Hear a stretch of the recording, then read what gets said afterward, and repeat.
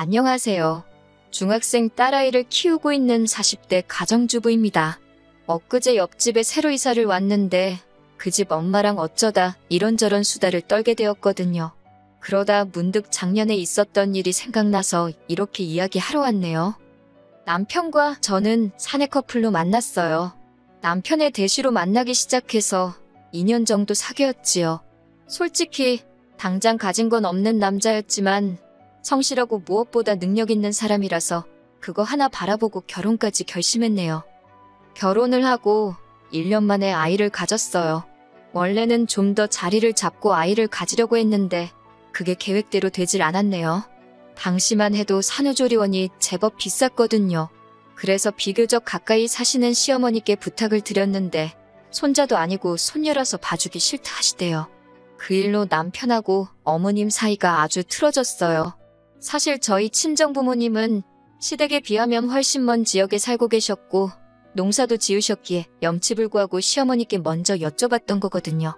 아무튼 어쩔 수 없이 친정어머니가 올라오셔서 아이를 봐주셨어요. 남편이 감사하다고 당시에 100만 원 정도 챙겨드렸는데 그걸로 저희 둘 몸보신이나 하라며 한사코 거절하셨다네요. 지금이야 회사마다 출산과 육아를 위해 이런저런 복지가 잘 마련되어 있다지만 사실 제가 처음 아이를 낳았을 때만 하더라도 사정이 많이 달랐습니다. 복귀를 한다고 해서 얼마나 버틸 수 있을지도 장담할 수가 없었지요. 게다가 첫째라 그런지 커가는 한순간도 놓치기 싫더라고요. 그래서 남편과 상의 끝에 회사를 관두고 당분간 육아에 매달리기로 했어요. 이제 와서 말이지만 가끔 돈이 아쉬울 때나 잘 나가는 동기들의 소식을 들을 때는 속이 상하기도 했네요. 지금 돌이켜 생각해보면 제 인생에서 정말 잘한 선택 중 하나지만요.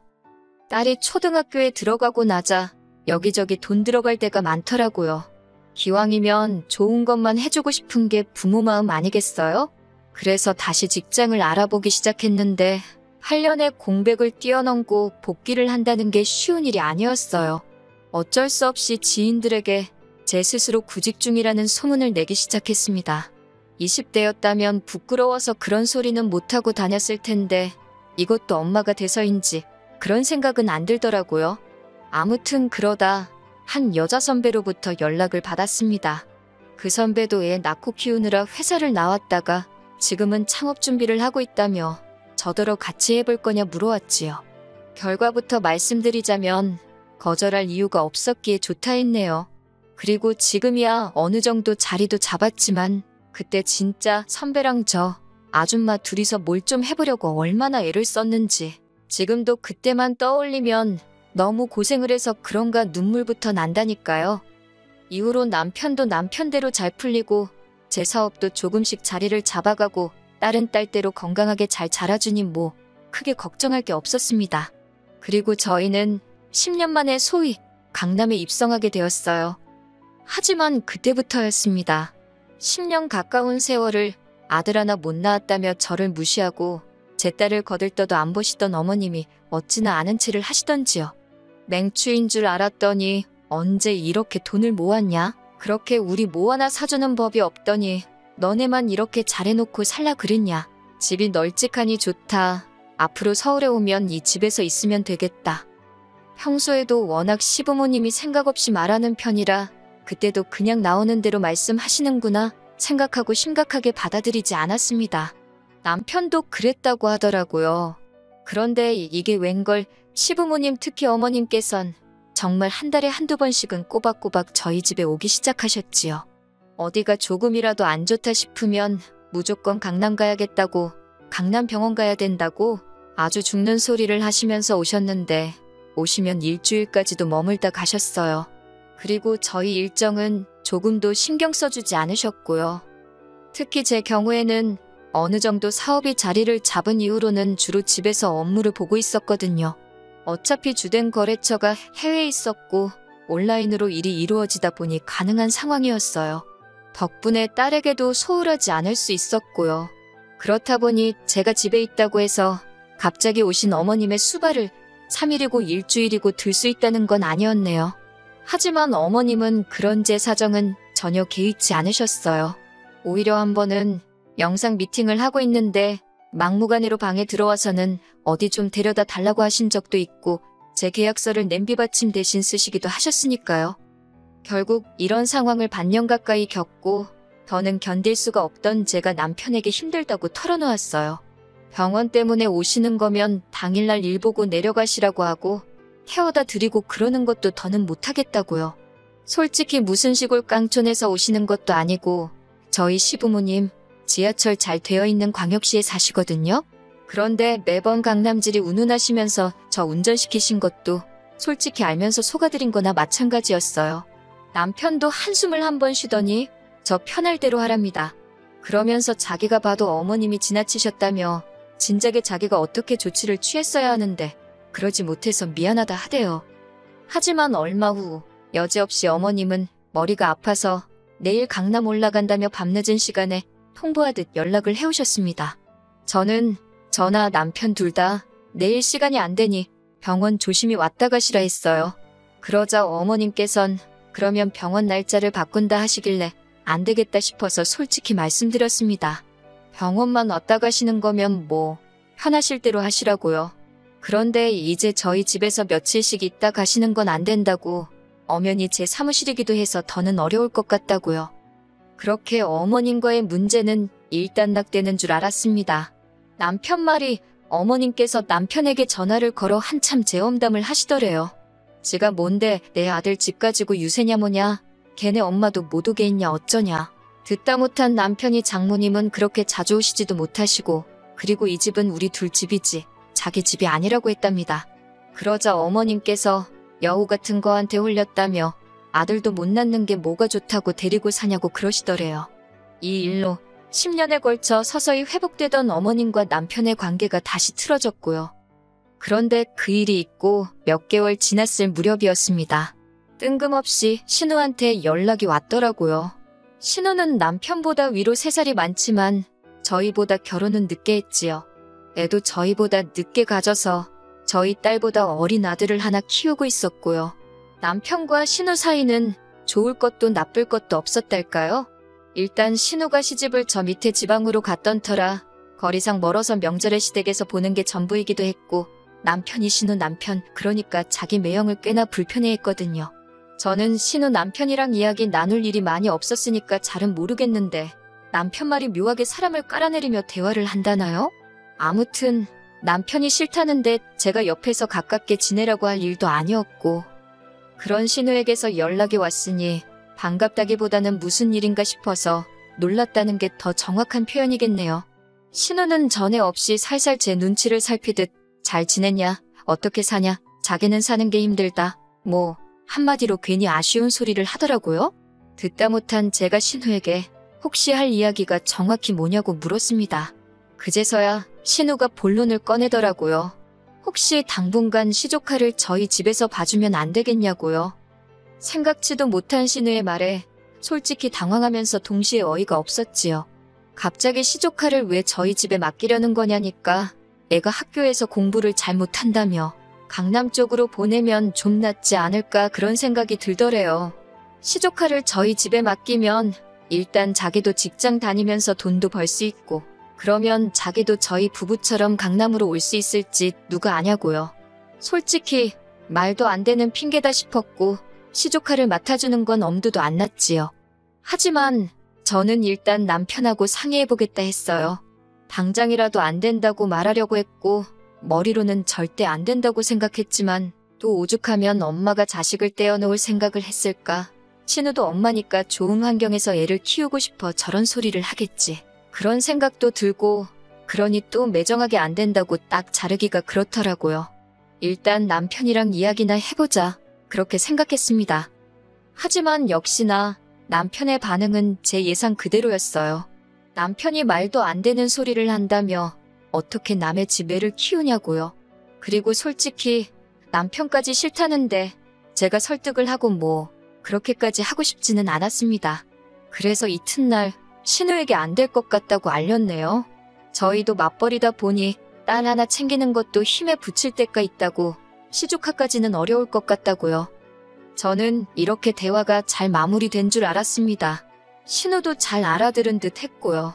물론 서운했는지 이후로 한 일주일 동안은 다시 예전처럼 연락도 없고, 물론 저야 오히려 마음이 편했지만요. 그런데 정말 딱 일주일 정도 지났을 무렵이었어요. 누가 저희 지폐를 눌러서 내다보니 웬 꼬마가, 그러니까 시조카였지요. 시조카랑 어머님이 같이 서 있는 게 아니겠어요? 이게 무슨 상황인가 싶어 문을 여니 어머님께서 시조카를 앞세워 다짜고짜 집 안으로 들어오셨습니다. 당황해서 제가 신우에게 전화를 거니 신우가 밝은 목소리로 전화를 받대요. 그러더니 한다는 소리가 애 보면서 일하는 거 힘들다고 하지 않았냐고, 그래서 어머님이랑 같이 보냈답니다. 어머님이 저희 집에 계시면서 애들을 봐주실 거라나요? 저도 제가 왜 이걸 먼저 물어봤는지 확실히 기억은 안 나지만 그럼 아버님은 어떡하냐고 물었어요. 그러자 아버님은 거기 계시면서 집을 파신다고 했답니다. 집 팔고 신우네 집으로 가신다 했다나요? 그러면서 한다는 말이 자기가 아버님을 챙길 테니 저는 어머님하고 자기 아들 좀 잘 챙겨달랍니다. 어머님이 시조카를 데리고 막 저희 딸의 방으로 가시길래 제가 어딜 가시냐, 일단 거실에 계시라 했습니다. 어머님께선 당신이 생각해봤는데 저쪽 작은 옷방을 저희 딸이 쓰고 당신과 시조카 둘이서 저희 딸의 방을 쓰면 딱 좋을 것 같답니다. 여자애가 뭐 큰 방이 필요하냐면서요. 저는 남편에게 바로 전화를 걸었고 남편이 얼마 지나지 않아 조기 퇴근을 하고 집에 도착했습니다. 어머님께 이게 무슨 경우냐고 물으니 당신은 신우랑 저랑 대화가 다 된 줄 아셨다나요? 그리고 안 되었어도 기왕 왔으니 이렇게 짐도 다 챙겨왔으니 한번 살아보자입니다. 살아보고 정 안 되겠으면 그때 내려가신다나요? 남편이 바로 신우에게 전화를 걸었는데 신우도 찔리는 건 있는지 더는 안 받더라고요. 남편은 안 된다고, 어머님도 시조카도 같이 못 지낸다고 딱 선을 그었습니다. 그러더니 애 앞에서 못 보일 꼴 보이지 말자며 차에 타라고 하더라고요. 어머님께서는 이렇게 사람을 내쫓는 경우가 어딨냐며 저희더러 이기적이다, 내가 너를 그렇게 가르쳤냐, 잔소리 레파토리를 쏟아내셨어요. 하지만 남편은 전혀 굴하지 않고 시조카부터 차에 태우더라고요. 어머님께서도 결국 견디지 못하고 남편 차에 타셨고요. 그 길로 남편은 시댁으로 내달린 눈치였어요. 그리고 그 집에 어머님이랑 시조카를 같이 내려줬답니다. 어머님께서 시조카도 신혼에 데려다 주라고 그러셔서 알아서 하시라 그랬다네요. 어차피 처음부터 저희 집에도 애 봐주러 오셨다 하지 않았냐면서. 이후로 신우에게 몇 차례 전화가 걸려왔어요. 문자도 왔는데 한마디로 어떻게 자기 핏줄한테 그렇게 야박하게 구냐면서 남편 말이 신우고 뭐고 다 차단했답니다. 그리고 이번에도 전 나서고 싶은 생각은 없었기에 남편 뜻에 그대로 따르기로 했어요. 그래서 지금은 시부모님과도 신우하고도 연락하지 않고 편하게 지내고 있습니다. 솔직히 어머님께서 합가를 원하셨던 걸까? 그런 질문을 스스로 해보곤 하는데 이해가 되질 않더라고요. 합가를 욕심내시기엔 남편과의 관계가 애틋한 것도 아니셨고 그렇다고 저희 딸을 예뻐하신 것도 아니면서 주변 분들에게 단순히 자랑해 하고 싶으셨던 건가? 뭐 별의별 생각이 다 들긴 하는데 솔직히 신경 쓸 필요는 없는 것 같아요. 남편이 중간에서 대처를 잘해주었으니 그 사실에 고마워하며 지내려고요. 안녕하세요. 염치 없는 신우 때문에 시댁하고도 절연하게 된 30대 여성입니다. 남편과 저는 직장에서 만난 사이입니다. 제가 남편보다 입사가 3년 빠르기는 했지만 나이는 남편이 저보다 2살 더 많아요. 저는 졸업 전에 취업에 성공한 반면 남편은 군대도 다녀오고 취업을 하기까지 시간이 좀 걸렸다 들었습니다.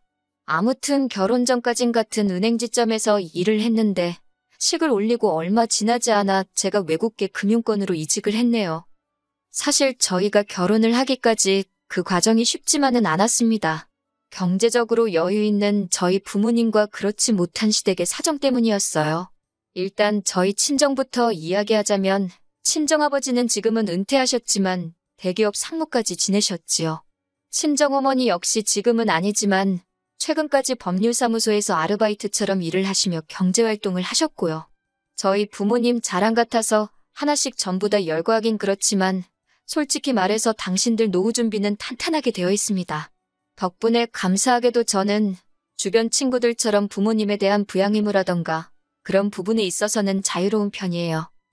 하지만 시댁 사정은 많이 달랐습니다. 남편에게 듣기로는 남편이 대학에 들어가기 직전까지 시부모님 두 분이서 신발을 수출하는 공장을 운영하셨대요. 그때만 해도 한국산 신발이 수요가 있어서 경제적으로 크게 어려운 줄 모르고 살았다는데 아버님께서 돌연 무슨 바람이 불었는지 요식업을 하시겠다며 잘 되던 신발 공장을 접으시곤 크게 고깃집을 여셨다고요. 그런데 생전 음식 장사라곤 어머님이고 아버님이고 해본 적이 없었던 데다가 자리도 좋지가 않아서 결국 2년 만에 장사를 접으셨다고 합니다. 안 되는 장사를 어떻게든 끌고 가려고 하다 보니 돈을 벌어와도 시원찮은 판국에 있는 재산까지 다 갖다 부으셨다고요. 나중에는 어머님 아버님 앞으로 되어 있는 보험까지 다 해지하셨다 하니 사정이 얼마나 딱했는지 상상이 되실까요? 그런데 이런 와중에도 신우는 철딱서니가 없어서 유럽 여행을 보내달라, 승무원이 되겠다며 학원을 보내달라. 한마디로 어머님 아버님 등골을 어지간히도 빼먹었던 모양이에요. 씀씀이도 줄이지를 못해서 걸핏하면 신용카드로 긁어대고 그러다 안 되니까 어머님 카드까지 훔쳐다 쓰고 집안에 골칫덩이가 따로 없었다고요. 그러다가 뜬금없이 하루는 결혼을 하겠다며 이웃남을 데리고 왔다는데 어머님 아버님이 쉽게 허락하실 리가 없었지요. 그러자 이 남자 아니면 죽는다고 밥도 안 먹고 잠도 안 자고 솔직히 제 자식이 아니라서 제가 이렇게 말할 수 있는 건지도 모르겠지만요. 저라면 그러던지 말던지 너 죽고 나 죽자는 심정으로 내버려뒀을 것 같아요. 하지만 어머님 아버님은 그렇게 하지를 못하시고 결국 그 결혼을 허락해 주셨다고요. 그런데 거기서 끝이 아니라 신우가 호텔 결혼식을 올리겠다고 난리 아주 생난리를 쳤답니다. 그런데 그때는 정말 시댁에 돈이 없어서 그렇게는 못해주고 평범한 웨딩홀에서 식을 올렸다나 봐요. 이 모든 일이 남편과 제가 서로 알기 전에 있던 일이고 제가 알게 된 건 본격적으로 결혼 준비를 시작한 이후입니다. 술에 취한 남편이 하소연하듯 자기 이야기를 털어놓는데 듣는 내내 딱하고 안쓰럽기 짝이 없더라고요. 제가 남편과 같이 일도 해보고 연애도 해봐서 누구보다 잘하는데 사람이 착실하고 성실하고 정말 진국인 사람이었거든요. 하지만 결혼은 현실인데 돈 없고 노후 준비도 안 되어 있는 시댁을 제가 감당할 수 있을까 걱정이 되더라고요. 친정부모님이 무슨 말씀을 하실지도 신경 쓰였고 그래서 남편의 프로포즈에 바로 예스라고 대답을 해주지 못했어요. 하지만 몇 날 며칠 고민을 해봐도 시댁과 남편을 떼어놓고 생각하면 이보다 괜찮은 배우자감이 있을까 싶더라고요. 그래서 일단 친정부모님에게 보여드리고 생각하자 그렇게 마음을 먹었네요. 그리고 아니나 다를까 시부모님의 사정을 알게 되신 친정부모님께선 꽤나 염려하시는 눈치였어요. 원래 남의 집 기둥뿌리를 빼오는 법은 아니라고 하시면서요. 하지만 남편이 어머님 아버님이 지금 당장 어려우신 건 맞지만 아버님은 경비일도 하고 계시고 절대 자식한테 당연하다는 듯 손을 벌리는 분들은 아니라며 자기 한 사람만 봐주실 수 없겠냐고 단도직입적으로 이야기하더라고요. 그리고 저는 그런 남편의 돌발 행동에 꽤나 놀랐는데 친정아버지는 사나이답다고 마음에 든다 하셨어요. 솔직히 좀 당혹스럽기도 했지만 어쨌든 허락을 해주셔서 감사한 마음이었고 그렇게 저희는 부부의 연을 맺게 되었습니다. 예상대로 시댁으로부터 금전적인 도움은 전혀 받지 못했습니다. 결혼식은 친정부모님이 전부 부담하셨고요. 어차피 친정부모님을 보고 오신 하객분들이 많았기 때문에 저희로서 크게 부담스럽거나 속상할 상황도 아니기는 했어요. 그리고 친정아버지께서 하나뿐인 딸 결혼시키는데 좋은 데서 시키고 싶다 하셔서 연예인들이 식을 올리기로 유명한 5성급 호텔에서 식을 올리게 되었습니다. 여러 가지로 행복하고 축복받았다 싶은 하루였어요. 하지만 이후로 생각지도 못한 일들을 겪게 되었습니다. 그건 바로 어린 신우의 자격지심에서 비롯된 질투였지요. 발단은 제 결혼사진이었습니다. 시부모님이 저희 결혼사진이 나오거든 하나 액자에서 당신들 집에 걸어놓고 싶으시다며 가져다 달라 하셨거든요. 그래서 식장에서 시부모님과 함께 찍은 사진을 크게 인화해 가지고 갔습니다. 그랬더니 신우가 노발대발 악을 쓰더라고요. 일부러 자기 기죽이려고 야외에서 찍은 것도 있으면서 식장에서 찍은 걸로 가져온 거냐고요. 제가 결혼식을 올린 식장이 신우가 그토록 결혼식을 올리고 싶어 하던 식장이었다는 건 전 전혀 몰랐는데 말이지요. 신우는 어머님 떨어 둘 중 하나만 걸어놓으라며 딸인지 며느리인지 고르라는 말도 안 되는 억지를 써댔는데 어머님이 난처한 듯 제 눈치를 보시길래 저는 괜찮으니 계속 신혼의 사진을 걸어두시라 했습니다. 남편도 어이가 없다는 듯 고개를 절레절레 흔들더라고요. 이후로도 명절이나 시부모님 생신 때 만나기만 하면 신우는 말도 안 되는 이유로 시비를 걸어왔어요. 제가 브랜드 핸드백을 들고 가면 돈 자랑하는 거 좀 보라고 그러고 어머님 아버님 드시라고 과일이라도 보내드리면 직접 안 가지고 오고 택배로 보내는 게 아주 시댁을 무시하는 거라 그러고 도대체 무슨 생각을 하고 살면 사람이 저렇게 베베 꼬일 수 있나 신기할 정도였지요. 그리고 그럴 때마다 어머님 아버님은 저에게 미안해 하시면서도 단 한 번도 제 편은 들어주지 못하시더라고요. 당신들 딸 성격이 한마디로 모 같아서 그런 거니 그냥 저더러 이해해 주라는 식이셨어요. 까놓고 말해서 신우가 못했고 제가 잘했다 그런 소리를 듣자는 건 아니었지만 최소한 신우를 한 번쯤은 알아들어 먹게끔 혼이라도 내주셨으면 이 정도로 서운하지는 않았을 거예요. 아무튼 저도 사람인지라 잘하고도 욕먹는 상황이 반복되니 한 2년쯤 지나서는 딱히 뭘 해드리고 싶은 생각도 안 들고 그냥 중간만 가자 그렇게 되대요. 그런 동안 남편은 무얼 했냐면 솔직히 적극적으로 중재를 하려 든다거나 그런 건 없었어요. 그래도 제 억울한 마음을 유일하게 알아주는 사람이었기에 그거 하나 의지하며 서운한 마음을 달랠 수 있었네요. 그리고 남편은 남편대로 저희 친정아버지랑 낚시도 다니고 살가운 사위 노릇을 하려고 노력해 주었고요. 하지만 얼마 전 있었던 일로 신우뿐만 아니라 시부모님과도 저희 부부는 연을 끊게 되었습니다. 지금 다시 생각해봐도 도대체 신우의 정신나간 사고방식을 이해할 수가 없네요. 아버님의 칠순이 지난달이었어요. 요새 환갑은 너무 흔해서 안 챙긴다고 하지만 그래도 칠순은 의미가 남다른 것 같아 남편과 무얼 해드리면 좋을지 이런저런 이야기를 나누게 되었지요. 그러다 제가 친정부모님은 환갑 때 유럽에 다녀오셨는데 너무 좋아하셨다는 이야기를 했어요. 그러자 남편이 두 분이서 그런 여행도 다니시냐며 너무 보기 좋고 부럽다 하대요. 어머님 아버님은 유럽에 가보신 적이 없냐고 물으니 남편이 하는 말이 유럽은커녕 어머님은 비행기 자체를 타본 적이 없다더군요. 그래서 제가 그러면 이번에 두 분 해외여행을 보내드리면 어떻겠냐고 먼저 물었습니다. 남편이 그 작은 눈을 땡그랗게 뜨고는 진심이냐고 묻길래 진심이라고 했지요. 첫 비행이시라 멀리 가는 건 걱정된다고 하셔서 동남아로 5박 6일 여정을 생각하고 계획을 세우기 시작했습니다. 마침 친한 친구가 여행사에서 일을 하고 있어서 생각보다 편한 코스를 저렴하게 모실 수 있겠더라고요. 그러다 남편이랑 저까지 같이 가자는 이야기가 나왔어요. 어머님 아버님이 먼저 나이 든 사람 둘이 가서는 무슨 재미로 놀겠냐며 너희도 같이 가면 안 되겠냐고 그러셨거든요. 그런데 이 소식이 누구 입을 통해서인지는 모르겠지만 신우한테까지 들어간 게 화근이었습니다. 신우가 대뜸 전화를 해서는 자기 아버지 생신인데 왜 저희 부부끼리만 계획을 세우냐면서 서운하다 그러는 거예요.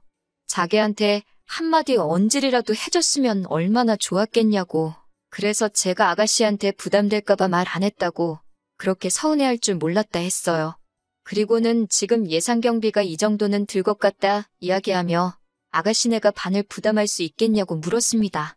그랬더니 신우가 펄쩍 뛰면서 자기네랑 상의하고 정한 것도 아닌데 자기네가 그걸 왜 반이나 내야 하냐고 그러길래 그럼 말라고 했네요.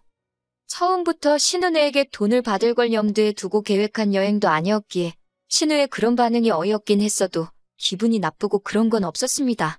그리고 며칠 뒤 어머님 아버님이 모처럼 가족끼리 모여 식사라도 하자 하셔서 시댁에 내려가게 되었지요. 시댁에 도착하니 어머님 혼자 부엌에서 동분서주 하고 계시길래 얼른 저와 남편도 양팔을 걷어붙이고 식사를 준비하기 시작했어요. 그러자 신우가 남편더러 오빠가 거기서 뭐 할 게 있냐며 옷반 나오라고 야단이더라고요. 어이가 없어서 남편을 쳐다봤는데 남편도 남편대로 짜증이 났던지 신우더러 네가 여기 올 거 아니면 신경 끄라고 무안을 줘버리대요. 그렇게 식사를 하고 후식을 먹다가 아버님 칠순 이야기가 나왔습니다. 아버님이 벌써 주변 분들에게 아들 며느리랑 여행 간다고 자랑을 다 했다며 말씀을 꺼내셨거든요. 그러자 신우가 갑자기 포크를 던지듯 내려놓더니 저더러 자기네만 빼놓고 기어이 그 여행을 가야겠냐고 소리를 지르는 거예요. 황당하고 어이가 없어서 제가 신우를 쳐다보니까 저더러 야, 너 그러면서 돈 가지고 사람 무시하지 말랍니다. 있는 집 딸이라고 유세 부리는 거냐면서 여행을 갈 거면 다 같이 가던가 아니면 안 가야지 왜 자기네만 빼놓고 가냐고 그래요.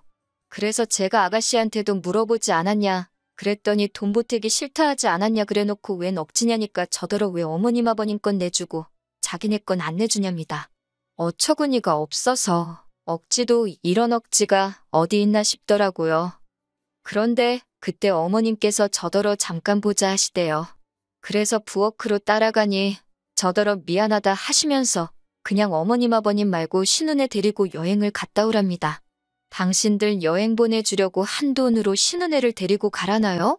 황당하고 기가 차서 지금 그게 무슨 말씀이시냐 못 들은 걸로 하겠다 하는데 그때 신우하고 남편이 부엌으로 들어왔어요. 둘 다 어머님이 하신 소리를 듣고 쫓아온 모양이더라고요. 남편이 어머님더러 그게 무슨 말도 안 되는 소리냐며 여행은 가기로 한 거니 그냥 가시면 된다 했습니다. 그런데 옆에서 신우가 한다는 소리가 어머님이 자게 해주라는데 왜 그 말은 안 됐냐면서 자기는 기분 나빠서 여행 대타로는 안 간다고 돈으로 달랍니다. 진짜 전후사정 모르는 사람이 봤으면 신우가 저한테 무슨 돈이라도 맡겨놓은 줄 알았을 거예요. 그리고 그때 남편이 어머님한테 신우를 가리키며 언성을 높이더군요. 자꾸 오냐오냐 해주니까 시집까지 간 애가 똥인지 된장인지 분간도 못하고 지 승질머리대로 하려들지 않냐고. 그러면서 계속해서 신우를 그렇게 옆구리에 끼고 사실 생각이면 당분간 아들인 자기한텐 연락하지 말라 그러대요. 생각지도 못한 남편의 강수에 놀란 제가 왜 그렇게 가지 말을 하냐고 어머님 아버님 속상하시게. 그러자 남편이 속상하셔도 어쩔 수 없답니다. 자기 여동생더러 뭣도 없는 게 어지간히 유난이라며 받아주는 것도 한계가 있다고요. 그리고 그날 이후로 신은혜와는 물론이고 시부모님과도 뜻하지 않게 연을 끊게 되었습니다. 제가 표현은 연을 끊었다 하지만 솔직히 어머님 아버님한테 일방적으로 연락은 계속 오고 있어요. 그런데 그 내용이 저희한테 미안하다가 아니라 그래도 신우라며 제 입장에선 어쨌든 시댁 식구니까 어렵게 생각하고 존중해줘야 한다나요. 그러면서 그냥 미안하다고 한번 숙이고 들어오래요. 제가 중간에서 역할만 잘하면 저희 남편도 못 이기는 척 넘어올 거라면서 그 문자를 저 혼자 보고 가슴에 묻었어야 할까요? 하지만 저는 결국 남편에게 다 보여주었습니다. 남편 하나 보고 이 결혼을 한 건데 남편한테까지 숨겨가며 참고 살긴 싫더라고요. 그리고 다행히 남편은 이번에도 제 편에 서주었습니다. 어머님 떨어 계속 이렇게 하실 거면 그냥 모르는 사람처럼 살자고 했더라고요. 하나뿐인 딸한테 넘치는 효도받고 사시라면서요. 아버님 생신은 어떻게 잘 챙기셨는지 어쨌는지 모르겠어요. 식사라도 하시라고 당분간은 마지막이다 생각하고 20만 원 보내드렸는데 솔직히 부모 자식은 하늘에서 맺어준 인연이라는데 평생 안 보고 살 수야 있겠어요? 가능할 거라 믿지도 않고 원하지도 않네요. 하지만 적어도 다시 마주하는 그때에는 어머님 아버님이 저희 진심을 알아주시고 신우에게도 보다 객관적인 눈을 갖고 계시기를 바랄 뿐입니다. 안녕하세요. 짧다면 짧고 길다면 긴 결혼 생활을 뒤로한 제 남편과 이혼한 30대 여성입니다.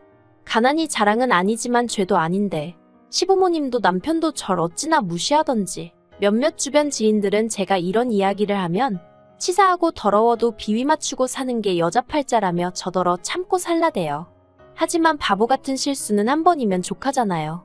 그렇게 살 바엔 혼자 사는 게 100번 1000번 낫겠다 싶어서 이혼했어요. 돌이켜 생각해보면 남편과 결혼하던 당시 저는 참 나약했던 것 같아요. 처음 남편과는 26살에 알게 되었는데 그때 저희 친정 형편이 워낙에 좋지 않았습니다. 그렇다 보니 결혼은 물론이고 연애조차 감히 할 엄두가 나질 않더라고요. 하지만 그런 제 사정을 몰랐던 남편은 하루가 멀다 하고 저돌적으로 저에게 대시를 해오대요. 결국 별의별 이유를 들며 남편을 밀어내다가 사실대로 털어놓았습니다. 편찮으신 친정아버지와 병간호에 매달리시는 친정어머니가 계시고 사정이 그렇다 보니 모아둔 돈도 별로 없다. 내가 그나마 내세울 수 있는 건 빚은 없다는 사실 그거 하나뿐이라고요. 그러자 남편이 한다는 말이 누가 결혼하자고 했냐고 일단은 연애라도 해보자는 거예요. 오히려 남편이 별일 아니라는 듯 나와주니까 저도 마음이 한결 가벼워져서 그래 연애라도 해보자 그렇게 시작한 사이였어요. 하지만 남녀 관계라는 게 연애만 하자고 했다고. 연애 실컷 했으니 헤어지자 그렇게 칼로 무자르듯 되는 것이 아니었어요. 2년쯤 사귀었을 땐 저도 남편도 서로에 대한 마음이 많이 커졌고 남편이 먼저 프로포즈를 해왔습니다. 하지만 당시에도 저희 친정의 상황은 도통 나아지질 않고 있었고 저 또한 직장 생활을 하며 번 돈 대부분을 친정 부모님 부양하는 데 쓰고 있었거든요. 그렇다 보니 결혼 준비는 전혀 되어 있지 않았습니다. 그래서 마음은 찢어질 듯 아프고 고통스러웠지만 남편의 프로포즈를 거절했어요. 그런데 이번에도 남편이 쉽게 저를 포기하지 않더라고요. 이후로 3달 가까이 남편은 저에게 매달리며 계속해서 다시 한번 생각해보라 저를 설득하려 들었습니다. 저더러 하는 말이 저에게 돈이 있었다면 자기랑 결혼했을 것 같냐고, 만약 그렇다고 싶으면 결혼하자대요. 시부모님 되실 분들도 이미 제 사정을 어느 정도 알고 계신데 그런 건 상관없다고 하셨다면서요. 사실 남편은 저를 만나기 전까진 평생 혼자 살겠다는 독신주의자였답니다. 그런데 저희 남편이 4대 독자거든요. 그렇다 보니 시부모님뿐만 아니라 시조부모님까지 뒷목 잡고 거의 쓰러지다시피 하셨다대요. 그런데 그랬던 남편이 저를 만나고 달라진 거예요. 그러니 시댁 입장에선 제 조건이 어떻건 간에 애딸린 유부녀만 아니면 된다는 식이었던 모양입니다. 하지만 사람 마음이라는 게 화장실 가기 전하고 갔다 와서 하고 다르다고 하잖아요. 저희 시부모님도 별반 다르지 않았어요. 일단 집부터 얘기해보겠습니다. 저는 그래도 있는 돈 없는 돈 다 끌어모으니 2천 정도는 되더라고요. 그래서 제가 모은 돈으로 가정가구를 하기로 했고 어머님 아버님이 집을 해주신다 하셨어요. 그리고 실제로 어머님 아버님이 살고 계시던 빌라를 남편 명의로 돌려주셨지요. 하지만 저희는 그 집에 들어갈 수는 없었습니다. 어머님 아버님 두 분 다 20년 넘게 살던 동네를 갑자기 어떻게 떠나냐며 저희더러 살 집을 따로 구하라고 하셨거든요. 그래서 남편 앞으로 집이 생기긴 했지만 저희는 결국 대출까지 받아서 신혼집을 구해야만 했어요. 그리고 자격지심 때문이었는지 제가 모아둔 돈도 얼마 없는 상황에서 남편은 얼마나 모아뒀고 그런 걸 먼저 물어보기가 그렇더라고요. 혹시나 제가 남편 재산에 관심 있는 것처럼 보일까봐 무척 조심스러웠어요. 그렇다 보니 남편이 얼마나 모아뒀고 그런 걸 꼼꼼히 따지질 못했네요. 다만 남편이 지나가는 말처럼 1억 좀 안 되게 모았다고 했던 것만 어렴풋이 기억을 하고 있을 뿐이었지요. 그런데 막상 집을 구할 때 보니까 1억은 무슨 5천만 원 좀 넘게 들고 있더라고요. 물론 저보다야 많이 모아둔 건 사실이지만 남편이 저보다 3살이나 많았고 시부모님 가게에서 같이 일을 하며 월급은 넉넉히 받는다고 자기 입으로 몇 번이나 얘기했던지라 솔직히 좀 당황스러웠다고 해야 할까요? 생각보다 대출을 많이 받아야 했거든요. 그래도 평생 못할 것 같은 결혼도 하고 신혼살림을 꾸리기 시작한 이후로는 한동안 모든 것이 즐겁게만 느껴졌습니다. 이렇게 표현하면 어떨지 몰라도 평생 가난한 친정 뒤치다꺼리만 하다가 제 인생이 끝날 것 같았는데 남편을 만나 이후론 한마디로 숨통이 트인 기분이었네요. 하지만 그 좋은 시간은 오래가지 않았어요. 식을 올리고 1년도 채 되지 않은 시점이었는데 어머님이 저를 자꾸 당신 주변 분들 며느리하고 비교를 하기 시작하셨거든요. 누구 집 며느리는 핸드백을 사줬다더라. 누구 집 며느리는 이번에 지 시부모 데리고 해외로 여행을 간다더라. 솔직히 저도 사람인데 아무리 어머님 본인 입으론 그냥 하는 소리라고 하셨지만 왜 눈치가 안 보였겠어요. 그럴 때마다 가시방석에 앉은 것처럼 마음이 불편했답니다. 하지만 돈 없는 죄인이라고 서운하단 티도 못 내고 그냥 속도 없는 사람 마냥 허허실실 웃고만 있었어요. 그러다 시이모 아들이 장가를 가면서 상황은 더 안 좋아졌어요. 시이모 아들은 대기업에 다니던 재원이었는데 같은 회사에서 일하던 여직원과 결혼을 하게 되었거든요. 원래도 어머님하고 시이모 사이가 좋지도 않았던 데다가 어머님이 시이모한테 약간 열등감이라고 해야 할지 그런 감정을 갖고 계신 건 남편에게 들어서 알고 있었습니다. 아무튼 그런 상황에서 시이모 아들이 저보다 훨씬 조건 좋은 여자를 만나서 결혼한단 소리에 어머님이 무척 배 아파하시대요. 염치 없게 들릴 수 있지만 저도 저대로 억울한 면이 없잖아 있었어요. 제 입장에선 까놓고 말해서 공동명의로 해주신 것도 아니고 하다못해 제가 그 집에서 살아본 것도 아니고 결국은 대출은 대출대로 받아서 매달 이자 내고 살기도 바빴으니 집을 받았다는 건 전혀 실감도 나지 않았습니다. 그리고 어찌나 어머님이 본인 입으로 생색을 내시던지 처음엔 죄송한 마음에 제가 거의 한 달치 월급을 털어 금팔찌도 해드렸어요. 그런데 금팔찌 받고 좋아하신 건 정말 이틀이나 갔나? 이후로 또다시 집해준 걸로 하도 유세를 하셔서 나중엔 오히려 감사한 마음은 고사하고 또 그 소리 하시네. 정말 듣기 싫다 생각밖에 안 들더라고요. 하지만 시이모는 당신 자식 부부한테 서울 외곽이긴 해도 번듯한 아파트 한 채 떡하니 해주셨고 아들내외도 거기서 바로 살림 시작했어요. 대출은커녕 차도 한 대 해주셨답니다. 그러니 여자 쪽에서도 예단이며 꼼꼼하게 잘해갔겠지요. 그런데 어머님은 그런 전후사정은 다 빼놓고 당신 아들이 뭐가 못나서 그런 여자를 못 만나고 저를 만난 건지 모르겠다며 속상하다 소리를 당신 주변 분들한테 어지간히 하고 다니셨더라고요. 하다못해 동네 미용실 주인도 이런 전후사정을 다 알고 있었으니까요. 그래서 남편을 붙잡고 하소연을 했어요. 없는 집 딸인 거 알면서도 괜찮다고 하셔놓고 이제 와서 왜 이렇게 사람을 힘들게 하시는지 모르겠다. 그런데 남편이 보인 반응은 더 충격적이었습니다. 자기도 주변에 장가 잘 간 남자들 보면 부럽대요. 누군 처가에서 가게도 차려주고 골프장 회원권도 끊어주더라면서. 그런 말까지 들으니 정말 남편 하나 믿고 시집온 제 자신이 바보멍청이 같고 이제 이 집에서 믿을 사람 하나 없다는 생각에 그러면 내가 뭐하러 버티고 있나 싶대요. 어머님이고 남편이고 다 똑같은 사람들이란 생각에 한마디 말도 더 섞고 싶지 않았고요. 그리고 솔직히 당장이라도 이혼하자 소리를 하고 싶은 심정이 굴뚝 같았습니다만 그러면 제 꼴만 우스워질 것 같은 거예요. 그래서 유치하지만 어떻게든 보란듯이 성공해서 후회하게 만들어주고 그 다음에 남편이고 시부모님이고 보기 좋게 차버려야겠다는 생각을 했어요. 저는 고민 끝에 친정어머니께 손을 벌렸습니다.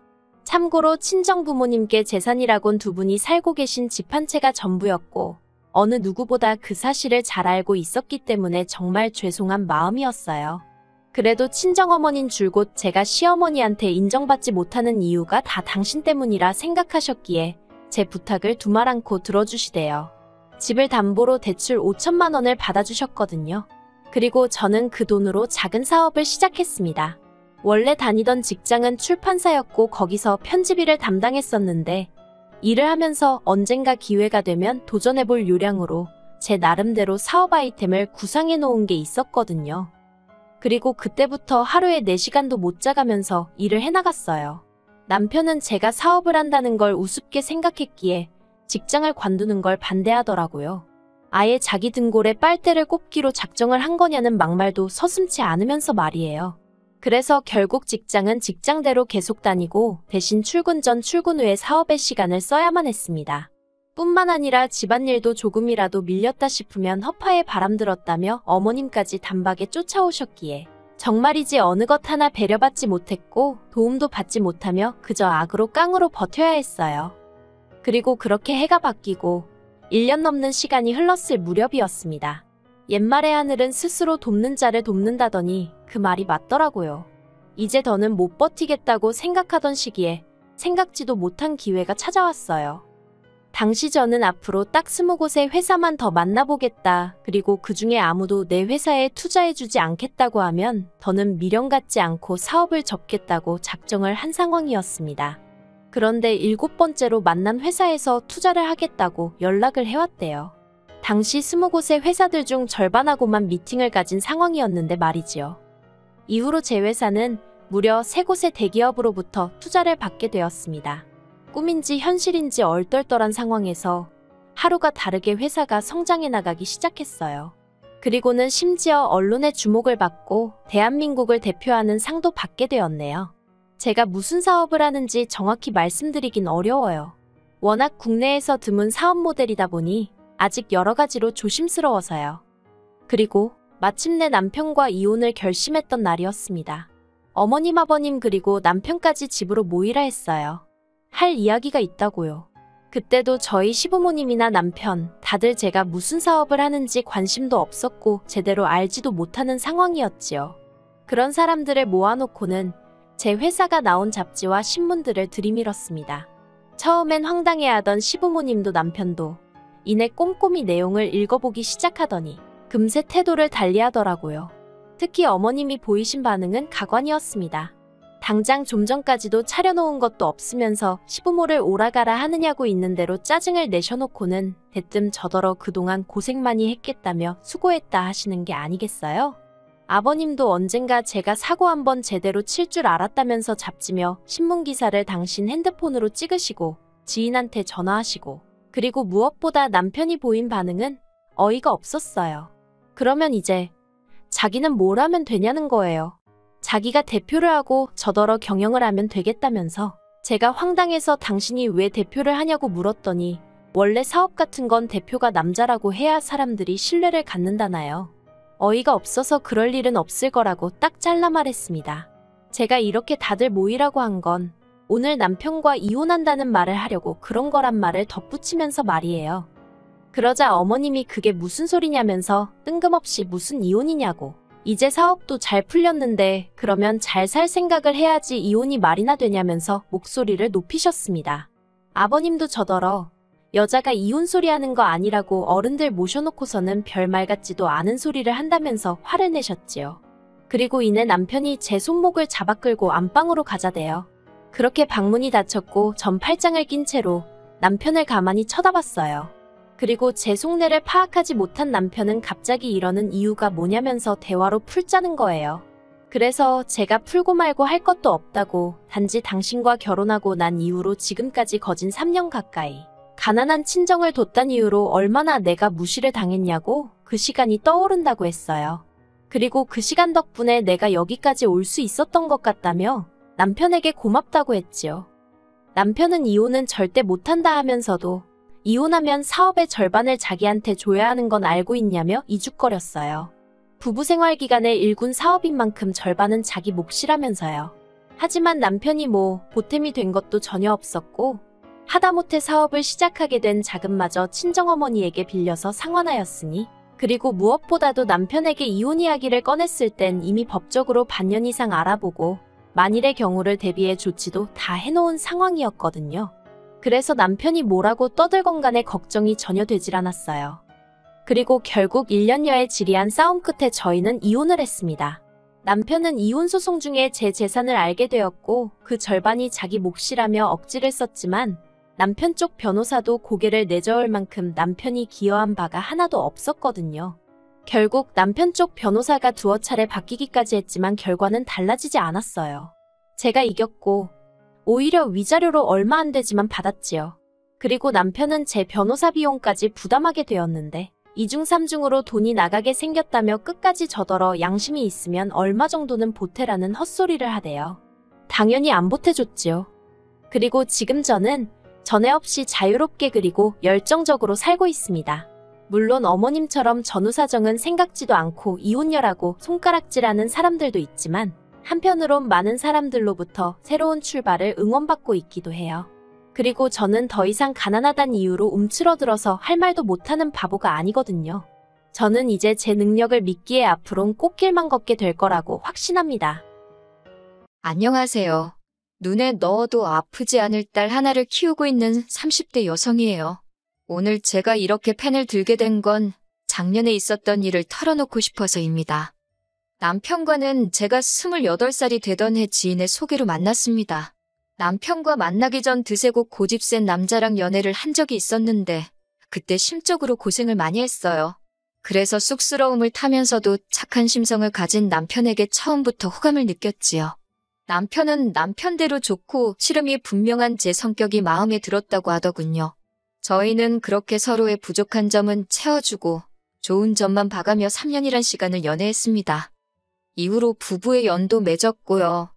하지만 솔직히 결혼하는 과정에 있어서 잡음이 없던 건 아니에요. 시작은 돈이었어요.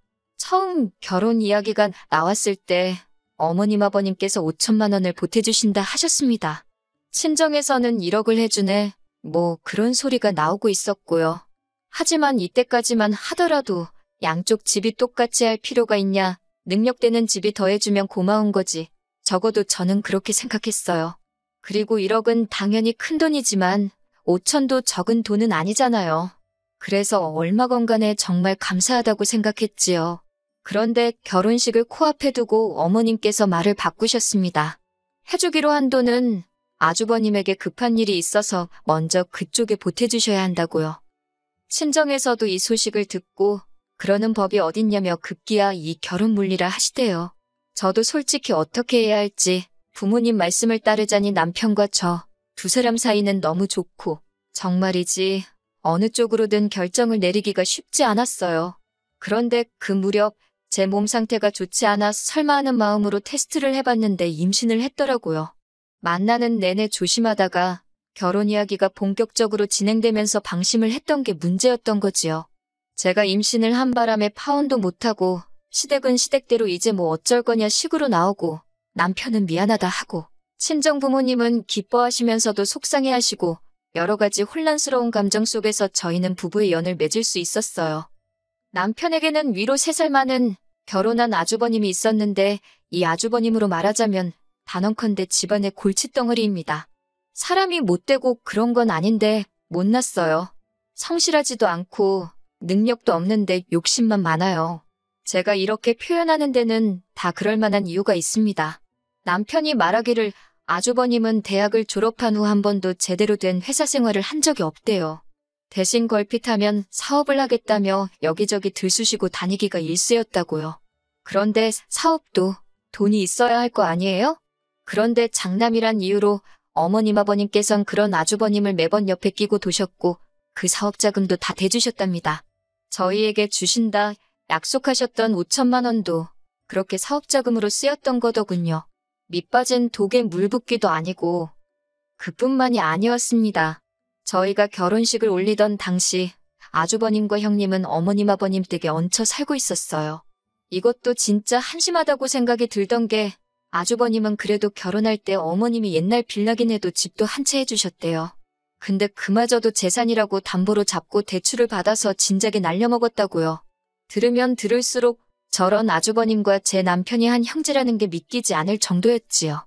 저희 남편은 그래도 결혼 당시 모아둔 돈도 7천이나 있었고 착실하게 직장 생활을 하고 있었으니까요. 한편 신혼여행을 다녀온 뒤 들렸던 시댁에서 저는 이상한 광경을 보게 되었습니다. 그건 바로 어머님이 형님을 대하시는 태도였어요. 솔직히 못난 당신 아들 때문에 남의 집딸인 형님이 고생을 하고 있는 게 사실인데 어머님께서는 형님을 마치 당신 몸종 부리듯 하시더군요. 형님이 식탁에 엉덩이 붙일 틈도 없을 만큼 이거 달라 저거 해라. 식사 내내 온갖 잔소리를 하시는 건 기본이었고 온 가족이 다 있는데도 불구하고 형님께 야, 너 해대시며 막말을 하시는데 제가 다 민망하더라고요. 그리고 그런 일은 이후로도 몇 번이고 반복되었습니다. 솔직히 이해할 수가 없었어요. 남의 집 사정이고 제가 속속들이 아는 것도 아니었지만 그래도 그 와중에 마트에서 일하며 생활비라도 벌어오려고 전전긍긍하는 형님을 왜 저렇게 묘하시나 싶었으니까요. 그런데 저희 남편 말이 어머님은 아주버님이 저러고 사는 게 다 형님이 못나서 내조를 못해서 처가집 뒷배경이 없어서라고 생각하신답니다. 그러면서 덧붙이기를 자기도 자기 어머니지만 이해가 안 된다고 그렇지만 자기가 나설 자리가 아니지 않냐며 저더러 신경 끄라고 하더라고요.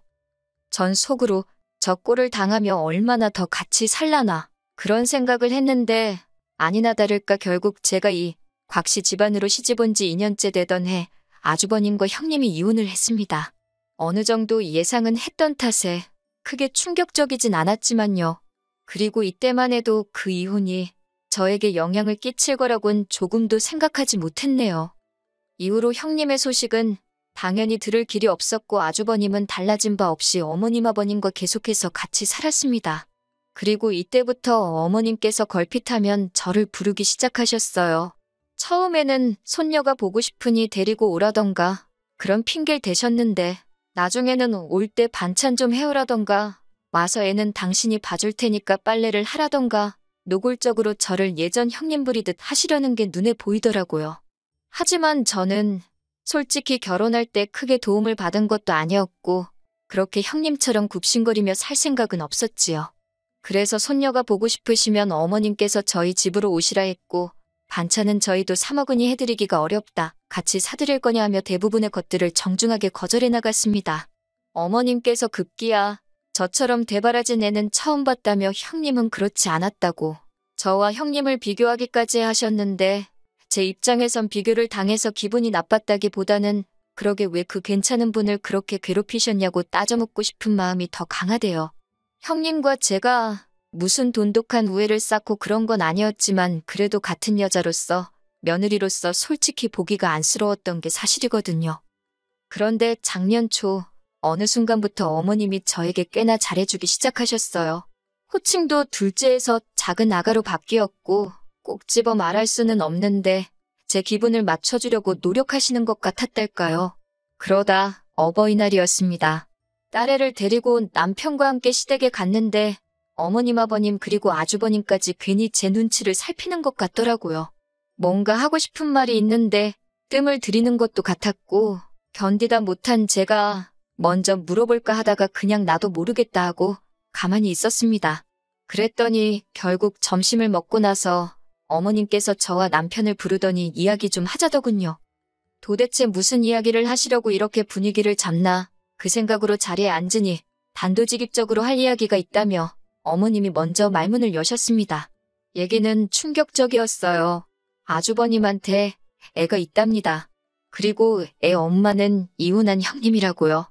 두 사람이 이혼하던 당시 형님이 임신 중이었는데 아주버님도 미덥지 않고 어머님한테 애를 뺏기는 것도 싫어서 당신 혼자 키울 심산으로 말을 안 했다고요.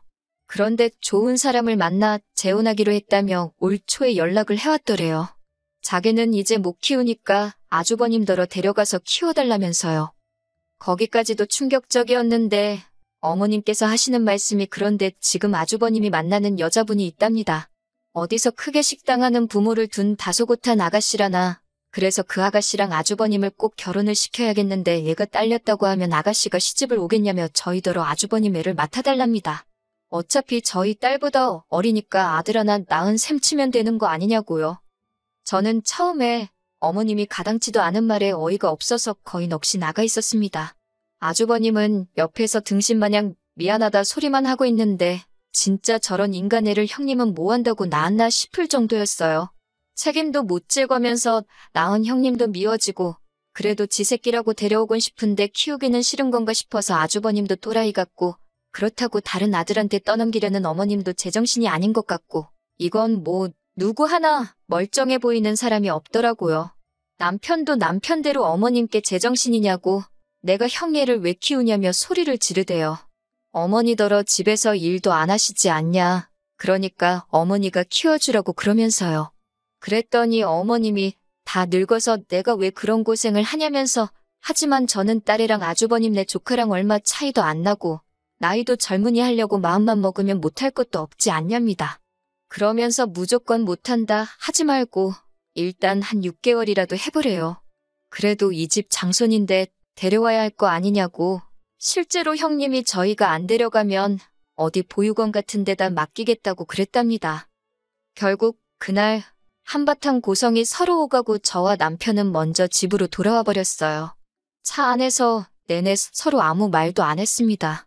그러다 집에 도착하고 나서야 남편이 어떻게 하면 좋겠냐고 저한테 묻던데 순간 열불이 뻗치더라고요. 그걸 왜 나한테 묻냐고, 뭘 어떡하냐고, 아무것도 못한다고 안 키울 거라고 아주 그냥 연속으로 따다다다 쏘아붙이니 남편도 이내 입을 다물더군요.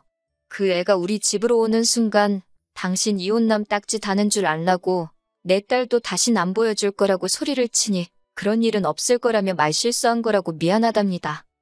하지만 상황은 그렇게 끝나지 않았어요. 정확히 일주일이 지났을 때였습니다. 어머님께서 연락도 없이 저희 집에 오셨는데 그 애를 데리고 오셨더라고요. 어머님이 미친 듯이 문을 두드리셨고 그 소리에 놀란 딸이 울어대는 통에 집에 없는 척도 못하고 결국 현관문을 열어드렸습니다. 집 안으로 들어오신 어머님께선 애 진보딸인지 뭔지 커다란 가방을 내려놓으시곤 저더러 밑도 끝도 없이 당신 손자를 안아보랍니다.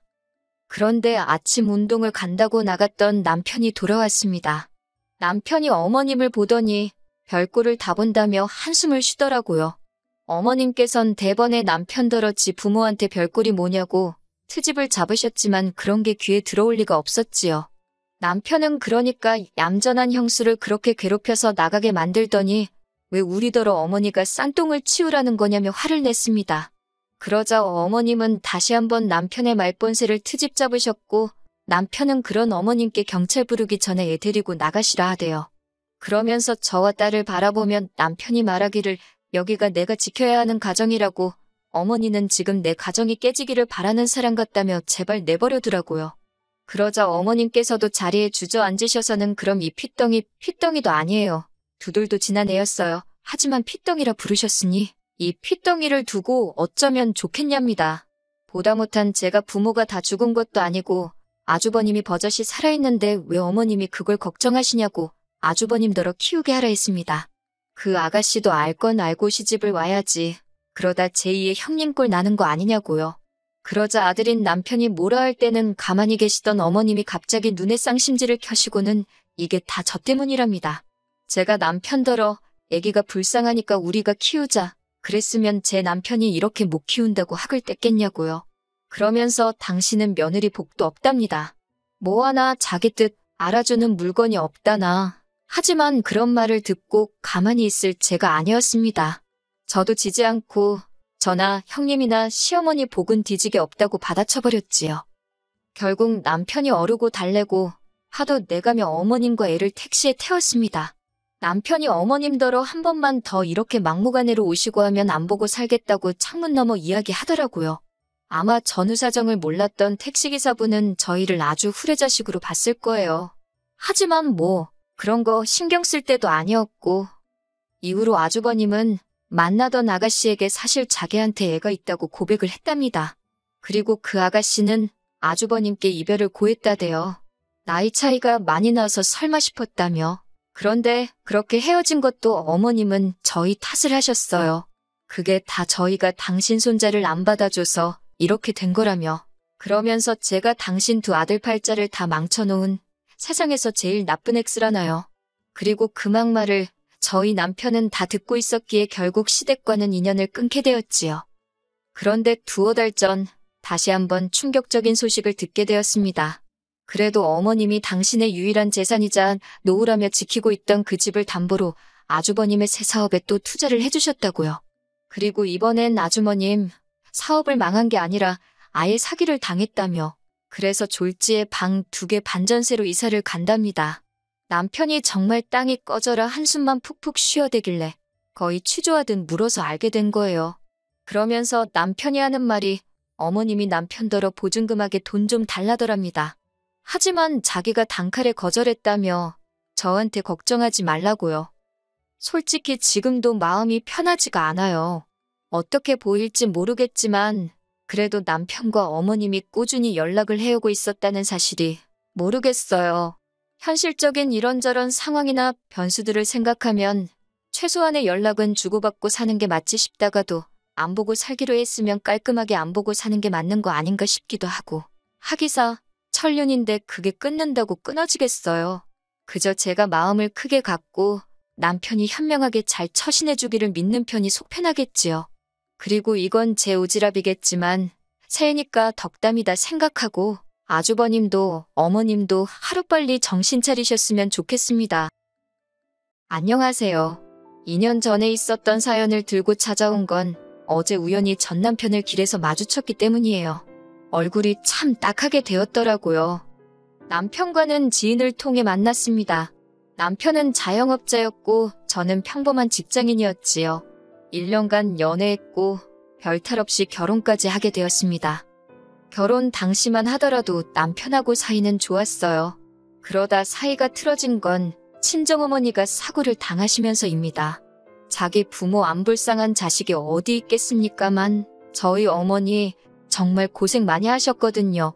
그러다 몇 년 전 마지막이라고 시작하신 식당이 그런대로 대박이 나서 이제 숨 좀 쉬고 살겠다며 기뻐하셨지요. 딸도 시집 보냈겠다. 노후 준비도 다 되어 있겠다. 이제 아무 걱정이 없으시다면서요. 그런 어머니께 여행이라도 다니시는 건 어떻겠냐고 권한 건 바로 저였습니다. 어머니의 연세가 70이 넘은 상황이었기에 직접 운전을 하시는 것보다는 관광버스로 여행을 다니시는 게 좋겠다고 한 것도 저였어요. 그래서 어머니가 탄 관광버스가 전복되었다는 이야기를 들었을 땐 이 모든 게 제 잘못인 것 같아 미쳐버릴 것 같대요. 사람들은 그래도 죽지 않고 살아계신 게 어디냐며 저를 위로했지만 어머니는 예전의 모습으로 돌아오지 못하셨습니다. 뇌에 큰 충격을 받아서 치매 증상을 보이기 시작하셨거든요. 그리고 그 진행 속도는 제가 예상한 것보다 훨씬 빠르더군요. 딸인 저를 제외하곤 그 누구 하나 제대로 알아보질 못하셨으니까요. 하루가 다르게 나빠져가는 어머니를 지켜보는 건 너무나 고통스러웠고 저는 남편과 상의 끝에 어머니를 집으로 모셔야겠다고 생각했지요. 하지만 흔쾌히까지는 아니더라도 이해해줄 거라 믿었던 남편이 보인 반응은 차갑기 그지없었습니다. 제가 어머니를 모시고 오고 싶다 하니 생각하는 척도 하지 않고 단칼에 싫다고 거절을 하더라고요. 당황한 제가 뭐가 왜 싫은 거냐고 이유를 말해달라 했습니다. 내가 당신 불편하지 않게 최대한 조심하겠다 하니 남편이 한다는 소리가 불편할 것 같답니다. 저는 다시 한번 뭐가 그렇게 불편할 것 같냐고 물었고 남편 입에서 나온 말은 충격적이었어요. 우리가 아직 신혼부부인데 장모님이 와 계시면 아이는 언제 만드냐입니다. 황당해서 제가 지금 어머니가 저 상황인데 애를 만들자는 게 무슨 소리냐고 나더러 지금 임신이라도 하라는 거냐니까 꼭 애는 안 갖더라도 부부 생활은 해야 하는 거 아니냐입니다. 결혼 전부터 그런 쪽으로 왕성한 사람인 건 알았지만 그래도 할 때 말 때를 분간 못하는 천치인 줄은 전혀 몰랐기에 깜짝 놀랐어요. 저는 남편에게 그런 건 나중에 해도 되지 않냐. 지금 나는 어머니가 제일 중요하다 하니까 그러면 아예 부부관계를 안 하겠다는 거냐며 저더러 아내로서 직무유기랍니다. 제가 어이가 없어서 남편을 가만히 쳐다보니 자기가 뭐 틀린 말이라도 했냐며 오히려 어깃장을 놓는데 솔직히 순간 저게 짐승인가 싶더라니까요. 이튿날 제가 남편에게 생각해봤냐고 물었습니다. 이때만 하더라도 약간의 희망을 가지고 있었어요. 남편도 나름대로 반성하고 생각을 해보지 않았을까 하는. 하지만 남편은 어제 자기가 한 말은 어디로 들었냐며 싫답니다. 절대로 안 된대요. 장모님 때문에 제가 벌써부터 자기한테 소홀해진 것 같다나요? 너무 화가 나서 남편한테 당신이 걔냐, 발정이라도 난 거냐, 그게 그렇게 하고 싶냐고 쏘아붙였습니다. 그러자 원래 남자는 다 그렇다나요? 그리고 이 일은 금세 어머님 귀에도 들어간 모양이더라고요.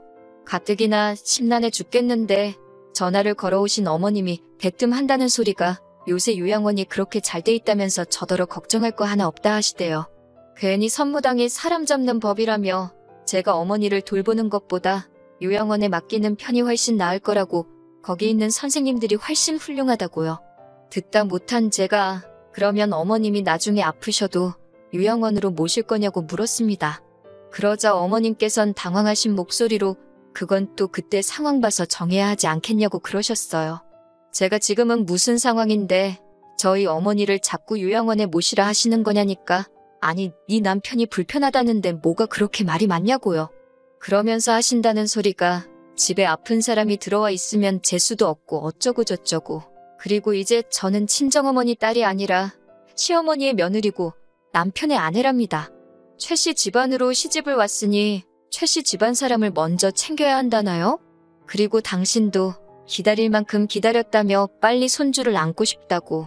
솔직히 남편이나 시어머니나 둘 다 똑같구나 싶어서 상대하기도 싫더군요. 결론부터 말하자면 저는 결국 남편도 시어머니도 설득하지 못했습니다. 대신 친정어머니를 저희 집에서 20분 거리에 있는 요양원으로 모시고 왔어요. 진작에 이쪽으로 모시지 않았던 건 자꾸 장소를 옮기는 게 환자인 친정어머니한테 무리가 될 수 있다고 들었고 곧 저희 집에서 모실 수 있을 거라고 믿었으니까요. 아무튼 그래도 집 근처로 모시고 오니 마음이 한결 가벼워졌습니다. 이후로 저는 퇴근 후 매일같이 요양원에 들려 1시간씩 어머니와 시간을 보냈어요. 남편은 제가 집안 살림을 소홀히 한다는 둥, 바람난 여편네랑 다를 게 없다는 둥 온갖 폭언을 일삼았지만 걔가 짖는구나 하고 무시해버렸지요. 솔직히 말하면 처음에는 막말을 퍼붓는 남편이 믿고 야속하고 그랬는데 그것도 나중엔 뒤꿈치에 굳은 살처럼 익숙해졌는지 별 생각이 없어지더라고요. 그냥 또 저러는구나, 또 떠드는구나, 대수롭지 않게 여기게 되더라니까요. 한편 병간호라는 게 사실 마음만으로 되는 건 아니잖아요. 어머니의 요양원 생활이 시작되고 처음 1년은 제가 개인적으로 비상금 용도로 모아놓은 돈으로 충당을 했어요. 그런데 생각보다 요양원 생활이 길어지니까 슬슬 쪼들리기 시작했지요. 더는 방법이 없다 싶어서 고민하던 중 어머니의 재산을 처분해서 충당하면 어떻겠냐는 누군가의 조언을 듣게 되었습니다. 하지만 막상 알아보니 그것도 사정이 여의치가 않더라고요. 일단은 성년후견인이 되어야 했고 짧아도 6개월은 걸린다는 전문가의 말에 한숨부터 나오대요. 왜 진작에 알아보지 않았냐는 전문가의 질문에 제 자신이 한심하고 갑갑하고 결국 저는 정말 내키지는 않았지만 성년후견인 지정까지만 버티자는 심정으로 남편에게 500만 원을 빌려달라 했습니다. 하지만 남편은 지난번과 마찬가지로 조금의 고민도 없이 없다는 한마디로 제 부탁을 묵살해버리더라고요. 제가 그러지 말고 빌려달라고 후견인 지정만 되면 바로 돌려주겠다 하니 그러다 지정이 안 되면 어쩌냐며 그리고는 한다는 소리가 부부관계도 안 하는데 우리가 부부가 맞냐입니다. 자기가 마누라가 있긴 한 거냐며 이건 뭐 총각대만도 못하다나요? 저더러 뻔뻔하다며 자기한테 돈 맡겨놨냐고 빈정거리대요. 이런 말까지 들으니 저도 이러면서까지 결혼 생활을 유지하는 게 맞나 싶더라고요. 치사하고 더럽고 수치스럽고 결국 그날 밤 남편에게 이혼하자 했습니다. 그러자 남편이 저를 바라보더니 이것 보라고 돈이 급한 게 아닌가 보다며 저더러 서류를 준비해 오래요. 이혼해주겠다고요. 하지만 바로 남편에게 이혼 서류를 들이밀지는 못했어요. 물론 마음 같아선 당장이라도 이혼을 진행하고 싶었지만 성년후견인인지 뭔지 그것도 진행을 시작한 상황이었고 그 와중에 어머니의 건강은 급격히 나빠지고 있었으니 정신이 정말 하나도 없었거든요. 그래서 일단은 중요한 것부터 하나씩 해결하자는 마음으로 이혼을 잠시 미루게 되었지요. 그렇게 한 두어 달쯤 지났을까요? 어머니께서 폐렴 증세를 보이시더니 그대로 기력을 회복하지 못하시고 돌아가셨습니다. 다른 사람들은 치매에 걸려도 10년이고 20년이고 산다던데 왜 친정어머니는 그 몇 년도 버티지 못하시고 서둘러 떠나신 건지 하염없이 며칠을 눈물로 보냈습니다. 이럴 줄 알았으면 회사고 뭐고 관두고 하루라도 더 어머니랑 시간을 보낼 걸. 이럴 줄 알았으면 남편이 뭐라고 난리를 치건 어쩌건 무조건 집으로 모시고 올 걸. 죄책감에 밥 한술 넘기기가 어려웠어요. 어머니의 장례를 치르는데 남편이 상주 노릇을 하겠다길래 됐다 했습니다. 어차피 이 이혼 이야기까지 오가는 마당에 상주는 무슨 장례에도 오지 말라고 했어요. 그래도 어쩐 일로 장례식에 와서 꾸역꾸역 자리는 지키고 있더라고요. 하지만 그 검은 속내를 알아채는 데는 오래 걸리지 않았습니다. 어머니를 그렇게 보내드리고 집으로 돌아온 지 이틀째 되던 날이었어요. 남편이 뜬금없이 상냥한 목소리로 많이 힘드냐고 묻더라고요. 상대도 해주기 싫어서 한번 쳐다보고 말았습니다. 그러자 제 눈치만 살금살금 살피던 남편이 이제 슬슬 이것저것 정리해야 하는 거 아니냐고 그래요. 저는 이혼 이야기인 줄 알고 걱정 말라고 곧 서류 가지고 올 거라고 했습니다. 그러자 남편이 그게 무슨 소리냐며 일단은 장모님이 남기신 재산 같은 것부터 알아보랍니다. 자기가 같이 알아봐 주겠다면서 그런 건 여자 혼자 하는 게 아니라나요? 순간 등골에 소름이 쫙 끼치는 게 제가 개수작 부리지 말고 이혼할 준비나 하라 했습니다. 그러자 남편이 우리 다툼의 원인이 장모님이지 않았냐. 그런데 이제 장모님이 떠나셨으니 우리가 다툴 일도 없을 거라며 이혼은 하지 말자더군요. 미친 쌍욕이 절로 나왔습니다. 저는 남편에게 친정어머니랑 관계없이 너 같은 인간이랑 살맛대고 못 산다고 했어요. 보기만 해도 소름이 끼친다고요. 그러자 자기가 순순히 이혼을 안 해주면 어쩔 거냐입니다. 그래서 저도 무서울 거 없다고 소송하자고 맞불을 놨지요. 또다시 남편이란 자식이 실실 웃으면서 한다는 소리가 소송하면 장모님 재산 자기랑 나눠야 되는데 저더러 괜찮겠냐입니다. 어이가 없어서 알아보려면 똑바로 알아보라고 했어요. 상속재산은 너랑 안 나눠도 된다고 멍청한 건 답도 없다고 사부치면서요. 하지만 남편은 자기가 조금만 노력하면 제 마음을 돌릴 수 있을 거라고 믿었는지 되도 않는 아침상을 차리질 않나? 청소를 해놓지 않나? 하나같이 멍청한 짓거리만 골라서 하고 있더라고요. 그리고 그렇게 한 2주 정도 지났나 저도 더는 남편이랑 눈치 싸움 하기도 싫었고 슬슬 변호사 알아보고 소송으로 가야겠다 생각하는 와중에 남편에게 사고가 났네요. 가게 주방에서 가스가 터져서 얼굴에 불이 붙었다나요. 병원에서 이야기하기를 얼굴 전면부 화상이 너무 심해서 허벅지에서 살을 갖다 이식을 해야 된다더군요. 그런데 이식만 해서는 보기가 흉할 거라 이후로 성형을 여러 번 해야 한답니다. 문제는 돈이더라고요. 이게 미용 목적으로 분류가 돼서 보험에서 보상을 안 해준다고요. 의식을 찾은 남편에게 저는 덤덤하게 병원에서 해준 이야기를 전했습니다. 그러자 남편이 다행이랍니다. 뭔 소린가 하니 제가 재산을 상속받아서 자기 수술비를 내줄 거 아니냐고요. 어이가 없어서 남편이 저한테 했던 말 그대로 돌려줬습니다. 나한테 돈 맡겨놨냐고요. 사위로서 할 도리도 똑바로 안 한 주제에 어디 죽은 장모 돈을 탐내냐고 미친 엑스라고 퍼부어줬네요. 저는 이후로 변호사를 고용했고 이혼 소송을 시작했습니다. 어머님을 비롯한 시댁 쪽 사람들이 저더러 아픈 사람을 상대로 너무한다고 했지만 제가 못하러 그런 걸 신경 쓰나요? 그리고 소송 끝에 제가 이겨서 이혼할 수 있었습니다. 그쪽에서는 제가 아픈 남편을 내버린다는 식으로 나왔지만 그 전에 남편이 먼저 아픈 장모를 모른 척하고 잠자리로 아내인 저를 협박한 게 더 크게 작용한 모양이더라고요. 지금이야 혼자인 생활에 익숙해졌지만 사실 당시에는 어머니 돌아가시고 얼마 지나지 않아 이혼하고 혼자 감당하기에 쉽지 않았던 게 사실이에요. 그래도 지금은 모든 것이 제자리를 찾아가는 중입니다. 저는 얼마 전 좀 더 나은 조건으로 이직에도 성공했고요. 주말에는 어머니를 찾아갈 생각이에요. 어머니께서도 어디선가 이런 저를 지켜보고 응원해 주시고 계시겠지요? 안녕하세요. 남편과 작년에 헤어진 30대 여성입니다. 결국 팔은 안으로 굽는다더니 언제까지 제 편일 줄만 알았던 남편이었는데 역시나 별 수 없대요. 남편과 저는 지인의 소개로 만났습니다. 당시 남편은 저와 마찬가지로 중소기업에 다니던 평범한 회사원이었어요. 첫 만남부터 대화가 잘 통했던 저희는 금세 연인 사이로 발전했고 1년 반이란 시간 동안 어느 다른 연인들처럼 울고 웃으며 연애를 했네요. 그러다 제 나이 31에 남편에게 프로포즈를 받았습니다. 하지만 프로포즈를 받고 저는 기뻐할 수만은 없었어요. 그건 바로 제가 처한 가정환경 때문이었지요. 저는 편모가정에서 자랐는데 얼마나 많은 사람들이 편모가정에 대해 선입견을 가지고 있는지 잘 알고 있었거든요. 그래서 연애하는 내내 남편에게도 차마 털어놓지 못하고 있었고요. 하지만 프로포즈를 받은 이상 계속 숨길 수만은 없겠더군요. 결국 하루고 이틀이고 프로포즈에 대한 대답을 미루다 결국 술의 힘을 빌려 남편에게 제가 편모가정에서 자랐다는 사실을 털어놓았습니다. 하지만 남편의 반응은 의외였어요. 편모가정이건 편부가정이건 그게 결혼하고 무슨 상관이냐는 식이더라고요. 그게 제가 원해서 된 것도 아니고 제 잘못도 아닌데 왜 그런 걸 걱정하느냐면서요. 그러면서 덧붙이기를 어머님 아버님도 그런 편견 같은 건 없으신 좋은 분들이라며 저더러 너무 걱정하지 말라대요.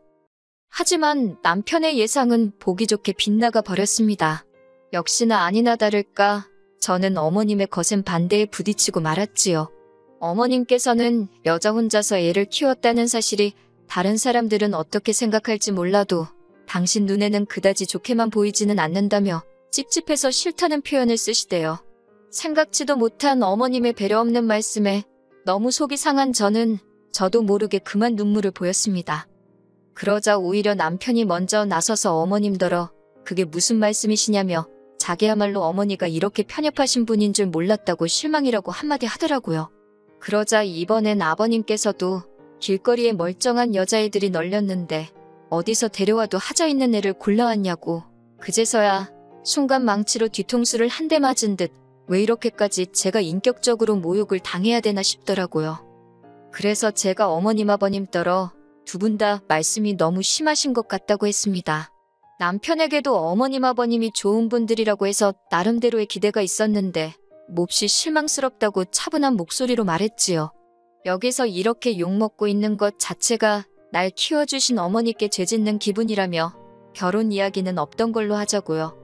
그리고는 사갔던 선물 그대로 다시 챙겨들고 뒤도 안 돌아보고 시댁에서 나왔습니다. 그러자 제 뒤통수에다 대고 두 분이서 인사도 안 사고 가는 싸가지 좀 보라며 저럴 줄 알았다고 한 소리 하시더라고요. 그마저 받아칠까도 생각했지만 이내 그럴 가치도 없다 싶어서 깡그리 무시해버렸어요. 택시를 잡기 위해 길에 서 있는데 어느샌가 따라 나온 남편이 저를 붙잡았습니다. 자기가 무조건 미안하다면서 자기도 자기 부모님이 그러실 줄은 꿈에도 상상하지 못했다나요? 그러면서 저더러 참으라고 안 하겠다, 이해해달라고도 안 하겠다 하지만 결혼은 자기랑 하는 거지 시부모님이랑 하는 게 아니지 않냐며 자기 하나만 믿고 따라와 줄 수 없겠냐 그러더라고요. 그렇게 말하는 남편의 눈빛과 목소리에서 진심이란 걸 알 수 있었지만 이미 상처 입은 제 마음이 쉽게 풀어질 리 없었지요. 저는 다시 한번 이별을 고하고 택시에 올라탔습니다. 그리고 며칠 후 주말이었어요. 남편으로부터 오는 연락도 모두 무시하던 중이기도 했고요. 벨소리가 울려 나가보니 남편이 서 있더라고요. 저는 친정어머니랑 둘이 있었는데 친정어머니는 어느 정도 상황을 다 알고 계셨거든요.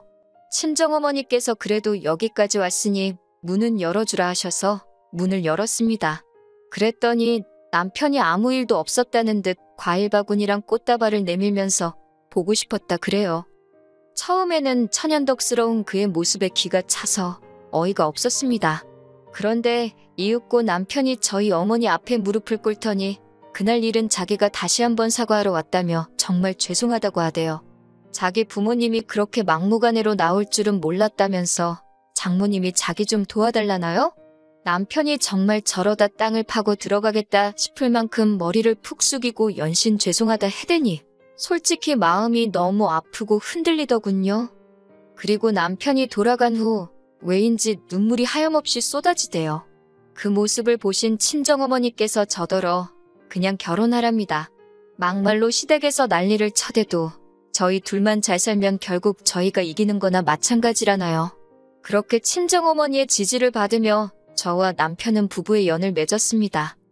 상황이 상황인 만큼 결혼식은 가까운 가족 친지들만 모셔서 진행했어요.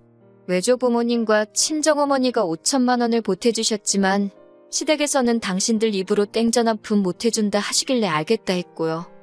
이후로 첫 해에는 정말 누구 말만 따라 모질이 소리를 들을 만큼 시댁에 잘하려고 노력했어요. 그런데 저도 사람인데 명절이고 생신이고 제 딴에는 한다고 해도 흠만 잡으시고 싫은 소리만 하시니 환장하겠더라고요. 게다가 제가 서운한 마음을 내보이기라도 하면 마치 벼르고 있었다는 듯이 너 그럴 줄 알았다. 시부모가 네 비위를 맞춰줘야 되는 거냐며 막무가내로 화를 내셨지요. 결국 견디다 못한 제가 남편에게 너무 지친다고 내가 언제까지 이렇게 무시당해야 하는 거냐 물었습니다. 그리고는 지금이라도 당신 놔줄 테니 어머님 아버님한테 가서 그 집 아들로 살라고 했지요. 그랬더니 남편이 앞으로는 시댁에 내려가지도 말잡니다. 연락도 안 드려도 된다고 신경 쓰지 말래요. 그리고 그때는 저도 이제 모르겠다는 심정이었기에 그러겠다 했습니다. 한편 저는 다니던 회사를 나오게 되었어요.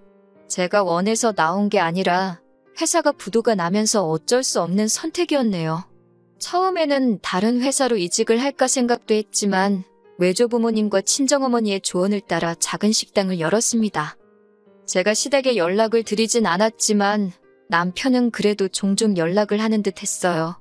아마 그래서 어머님이 제가 식당을 한다는 사실도 알게 되신 것 같아요. 그런데 하루는 철딱선이 없는 신우가 기껏 문자로 한다는 소리가 어머님이 저더러 가지가지 한다고 그러셨다대요. 그런 소리라는 어머님이나 그걸 말이라고 전하는 신우이나 한심하기 짝이 없더라고요. 하지만 그럴수록 저는 더 열심히 식당 일에 매진했습니다. 하루에 12시간 이상 일한 날도 많았고 손목과 무릎은 보호대가 없으면 버틸 수 없는 지경에 이르렀달까요. 그럼에도 불구하고 어떻게든 자리를 잡겠다는 욕심에 일을 쉴 때는 동네와 아파트 단지들을 돌아다니며 전단지까지 돌렸어요. 정말이지 제가 할 수 있는 일은 다 한 것 같아요. 물론 남편이 집안일을 도와주긴 했지만 말이 나와서 말이지만 솔직히 어지르는 사람이 있는 것도 아니고 식사도 둘 다 밖에서 해결하는 상황이었으니 남편이 많이 힘들었을 거라고 생각하네요. 무엇보다 초반에 남편은 식당일 자체엔 회의적이었기 때문에 식당일에 있어서는 작은 일도 도와달라 하지 않았습니다. 그리고 노력은 배신을 하지 않는다더니 오픈 6개월 만에 이거저거 다 빼고 제 손에 600 떨어지더라고요. 이후로도 가게 매출은 계속해서 늘어만 갔고 월 평균 1000이 남의 얘기만은 아니었지요. 식당 일에 대한 남편의 태도가 달라진 건 당연했고요. 한편 그렇게 장사한 지 2년쯤 되었을 무렵이었습니다.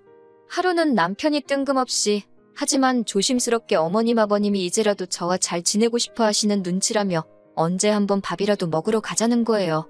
그 말을 듣곤 솔직히 오만 가지 생각이 들대요. 드디어 내가 돈도 잘 벌고 하니까 며느리로서 인정해 주시려는 건가 싶으면서 또 그리 생각하니 기분이 썩 좋지는 않았지요. 하지만 남편이 무조건 피하는 게 능사는 아니지 않냐며 한번 부딪히기라도 해봐달라길래 남편을 위해 시댁을 찾게 되었습니다. 하지만 차라리 가지 말 것을 그랬어요. 처음 시작은 나쁘지 않았습니다. 시댁에 도착한 제가 어색하게 자리를 잡고 앉아있으니 어머님께서 먼저 다가와 지난날은 잊고 이제라도 잘 지내보자며 제 손을 잡아주셨거든요. 순간 감동받았다고 해야 하나 울컥하대요. 하지만 그것도 잠시 뒤이어 이어진 이야기를 듣고 2배로 실망하고 말았습니다. 어머님이 그건 그렇고 신우가 이번에 결혼을 하게 되었는데 집에 돈이 하나도 없다면서 혼수해주게 3천만 원만 달라셨거든요. 저는 허탈한 마음을 내보이며 그렇게는 못해준다 했습니다. 돈이 없다고 할 수도 있었겠지만 그냥 솔직하게 제가 신우 혼수를 해줘야 할 이유를 모르겠다고 했어요. 그랬더니 어머님이 가족끼리 어려울 때 돕고 사는 거 아니냐며 지금이 바로 그때랍니다. 그 말을 듣는데 정말 입안에서 쓴맛이 느껴진다는 게 이런 건가 싶더라고요. 제가 어머님더러 언제 저를 가족으로 대해주셨냐 물었습니다. 처음 인사드리러 온 날부터 바로 지금까지 어머님한테 제가 한 번이라도 가족인 적이 있었냐고요. 하지만 어머님께선 계속해서 억지를 쓰셨습니다.